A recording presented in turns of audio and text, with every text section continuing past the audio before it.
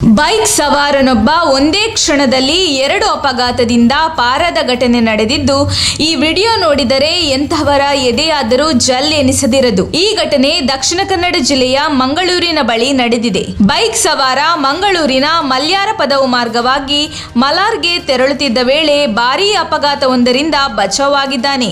ಮಲ್ಯಾರ್ ಪದವು ಊರಿನ ಶಾಲೆಯ ಬಳಿ ಯುವಕ ವೇಗವಾಗಿ ದ್ವಿಚಕ್ರ ವಾಹನದಲ್ಲಿ ಬರುತ್ತಿದ್ದ ವೇಳೆ ಎದುರು ಸಿಟಿ ಬಸ್ ಬಂದು ರೋಡ್ ಕ್ರಾಸ್ ಮಾಡುತ್ತಿತ್ತು. ಈ ವೇಳೆ ಕೂದಲೆಲೆ ಅಂತರದಿಂದ ಬೈಕ್ ಸವಾರ ತಪ್ಪಿಸಿಕೊಂಡಿದ್ದಾನೆ.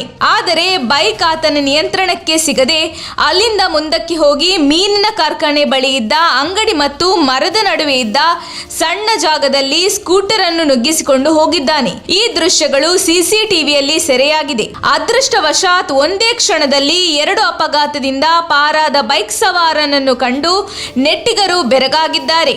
ಈ ವಿಡಿಯೋ ಕಂಡ ಹಿರಿಯರು, ಅಯ್ಯೋ ಕಂದ, ಇಷ್ಟೊಂದು ಅರ್ಜೆಂಟ್ ಆಗಿ ಎಲ್ಲಿಗೆ ಹೋಗುತ್ತಿದ್ದೀಯಾ ಎಂದು ಸಾಮಾಜಿಕ ಜಾಲತಾಣಗಳಲ್ಲಿ ಪ್ರಶ್ನಿಸಿರುವುದು ಕಂಡುಬಂತು.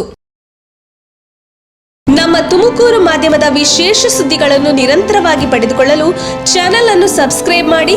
ಕ್ಷಣ ಕ್ಷಣದ ಸುದ್ದಿಗಳಿಗಾಗಿ www.nammathumakuru.com ಗೆ ಭೇಟಿ ನೀಡಿ.